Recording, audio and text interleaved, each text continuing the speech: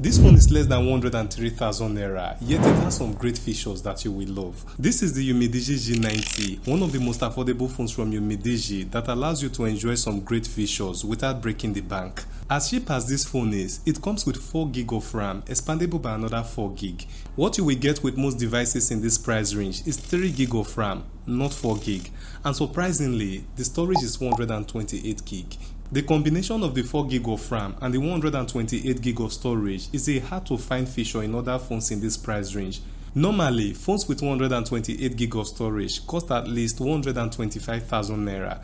The processor is the UNISOC T606 and it is a fairly strong CPU when it comes to multitasking and gaming, and I will talk about it later in this video. The G9T is powered by a 5000 mAh battery with support for 18W fast charging. The display is IPS with a drop notch for the selfie camera. The Android version is 14 and the main camera holds a 13MP lens. Just like every other device, this Umidigi G9T has its own bright sides and some areas that Umidigi should have improved on. I'm going to try as much as I can to look into all sides, but before then, make sure you like this video. That part is very important. Like this video, subscribe to my channel or follow me depending on the platform you are watching from. Again, this is very important for me. This is the packaging box. Inside, you get to see the phone first. The bumper case is semi-transparent and flexible. The charger is rated 10W, despite that the phone supports up to 18W charging. Then, the red USB cable and the SIM eject pin. For a budget phone, the design of this device is not bad in any way. It is a very light device, weighing only 189 grams, which is very light. It has a microphone, the charging port and the speaker at the bottom.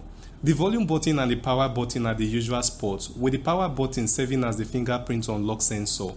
The SIM tray supports 2 SIM cards and a memory card.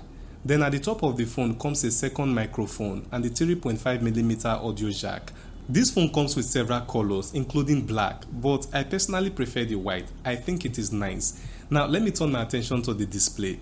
It is the normal IPS screen for budget phones with 720p resolution. The refresh rate is 60 and 90Hz with the option to manually switch between them in the settings. The bezels by the side of the screen are relatively thin but larger at the bottom. I wish Umidigi had kept the bottom bezel a bit thinner. It would have made this device feel more premium. Most times when I look at people's phones from the display for the first time, the bezels around the display tells me a lot about the phone. Compared with other devices, the bezels of this display is very okay, but I still think that Umidigi could have made the bottom bezel a bit thinner, just like the other bezels around the display. This display is very convenient for watching movies, and since most Umidigi displays comes with eye care feature, you will hardly feel eye strain looking at this display over a long period. It responds fast, doesn't lag, and scrolling is seamless. When it comes to the camera, there are 2 sensors at the back. The primary 13MP sensor and the secondary 2MP depth sensor. Together, they take nice pictures with enough focus. Close-up shots tend to give more detailed images, and portrait pictures seem to be clearer with better color accuracy. Normally, Umidigi phones don't have a lot of camera modes, but they do have the Pro mode that allows you to make a lot of adjustments before taking any shot. This is a picture I took with the regular camera, and these are the same pictures I took with the Pro mode.